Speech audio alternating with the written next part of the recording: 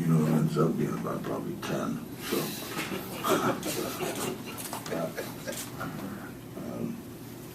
I didn't know anything about it until, I guess I didn't read the contract, so my attorney did that. I'm not sure why. Coach, you referred to Devin Williams as being the difference after the TCU game. Safe to say he was the difference today too. Yeah, the Dev played really well. Scored it through contact and made open shots, which he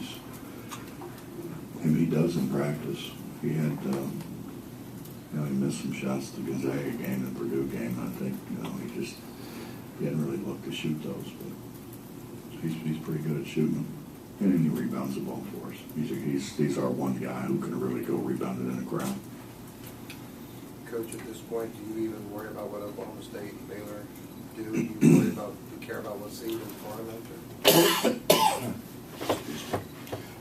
Yeah, I have a preference, but there's nothing we can do about it. You know, we can only control what we can control. So.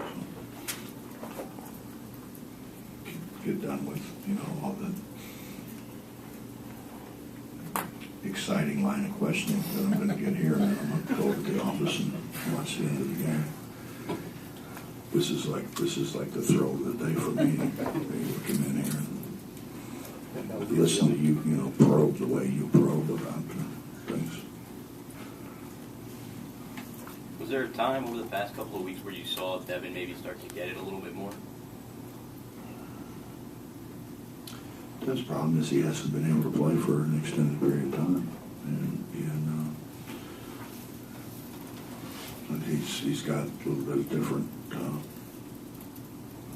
medication, and I think more than that, I think they've kind of coached him into how to play through it a little bit better. Can you explain Aaron Holman away? I can't explain Aaron at all.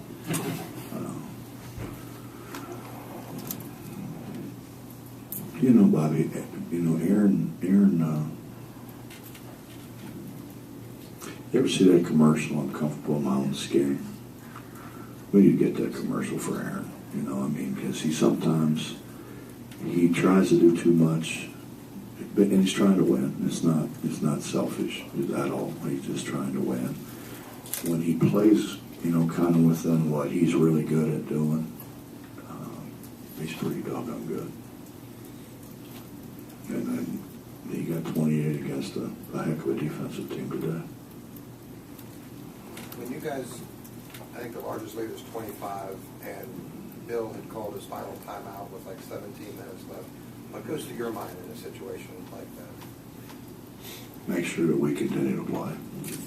We're out there jumping around and doing whatever that is they do. And my thing was, man, we're 17 minutes to go. Let's play.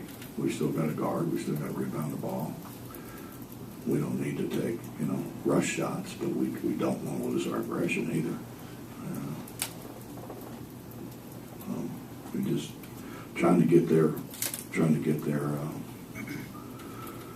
mental aspect, of the game mentally in line for them. Bob, do you think you did lose that aggression some because you were down in the zeros a lot? Well, I don't know that was necessarily a bad thing. We had the ball in Lonnie's hands, and they did a pretty good job. I honestly thought he could get to the free throw line a little bit more than what he did. And then we were going to run some things for Aaron, and they did a pretty good job switching it all out. When we get a little more experience, we'll handle those things a little better. When they really jump switch everything, we'll be able to slip it better. We'll be able to read those things a little bit better, and not just the screener, but the guy with the ball will be able to understand, where the ball's supposed to go better. We were open, particularly when Kevin and Noreen went in. I mean, he screened and rolled to the basket. It was open. We just didn't get it to him. And then our other guys are just screening and standing there, which has kind of been our problem. But no, I I didn't feel bad about, at the end of the shot clock. And, we didn't get the shot clock turned back on soon enough, and Aaron thought the shot clock was running out the one time. We had another clock. There's nothing wrong with that. Would Kansas have had even a ghost of a chance of coming back had Andrew Wiggins not just played way better than anybody else? Yeah. I don't think so. You've seen him a lot. Have you even seen him play like that? No, I've never seen him play like that. He made shots today. When he makes shots, he's really difficult. It's a technical. Wasn't on me. just to make sure you put that in there, it wasn't on me. It's Billy. But, It's always so calm. I could say a lot of things that would get me in trouble, and I won't. Coach, 15 minutes from Terry Henderson. Did you think you'd get that amount of play from him? What did he give you? I had no idea. And that's why I put him in so early. That's why I put him in ahead of Gary, because I wanted to see what he could do. I didn't want to wait, and try to save him until the end and then put him in, and he wasn't able to do what we needed him to do. And I wanted to see, if he could recover and be able to do it again. And no, I was pleased with Terry. He didn't have the same kind of rhythm that he had, but I think that's a big step for him and a big step for us. Well, I don't suppose you're going to tell us what your preference is proceeding, are you?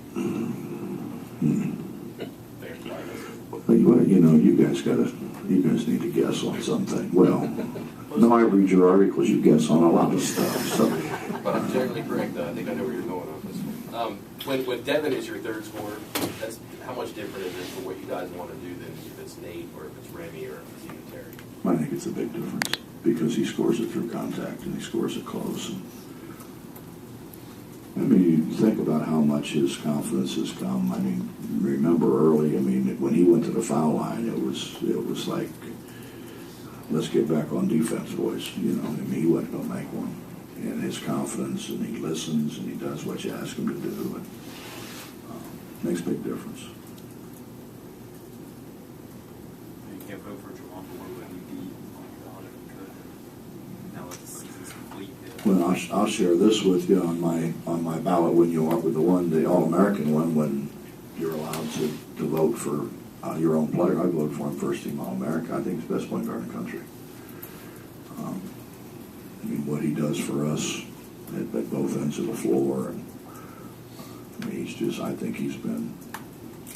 When you look at, we're the best league in America. I think that's what everybody agrees on, or pretty much agrees on. And here's a guy who has been first or second in scoring. He's led an assist. He's led an assist to turnover ratio. He's in the top. What is it? 15. He's in the top 15 in rebounding. He's in the top. He's in the top like 5, I think, in field goal percentage. There's not one area that you can really look at, and that he's not one of the top guys in the league at. You're talking about a 6-foot point guard he's one of the top 15 rebounders in the country, in the conference. So, I don't know. What else would you ask him to do? Go get the ball at the end of the game instead of letting him throw it to those other guys, maybe. But we'll work on that. And Coach, I know you love talking about your clothing, but so what's up with the hat? I don't love talking about clothing. I like to dress like you. You look rather comfortable. Some people would say you kind of look like a bum, but I wouldn't. I'd say you look rather comfortable. So I imagine there's some significance, though. Well, I was walking off the floor, and one of our military personnel said, "I want you to have this." And excellent. I said, "No, I don't want to have your hat." And he said, "No, Coach, I want you to have it. I really want you to have it." So I figured if he was kind enough to give it to me, I'd wear it. I appreciate that. So that's why. Bob, what do you project that you have to do next week in order to get to where you want to be? Well, I could probably answer that better, Dave, when we figure out where we are. But, the thing about it in this league is we're going to have more opportunities. opportunities to increase RPI. I mean, what, throw somebody out there, you know, give me a name, like Oklahoma, we just played Oklahoma, they're in the 20s. You know, Baylor's in the, what, 40s? We're gonna have opportunities to really help our RPI, to get quality wins. And so we just gotta go win some games. Anything else? Do you think the offensive rebounding, how much of that was a key for you guys It's today? huge for us. It's huge for us, and I think that's something that Nate is going to continue to get better at.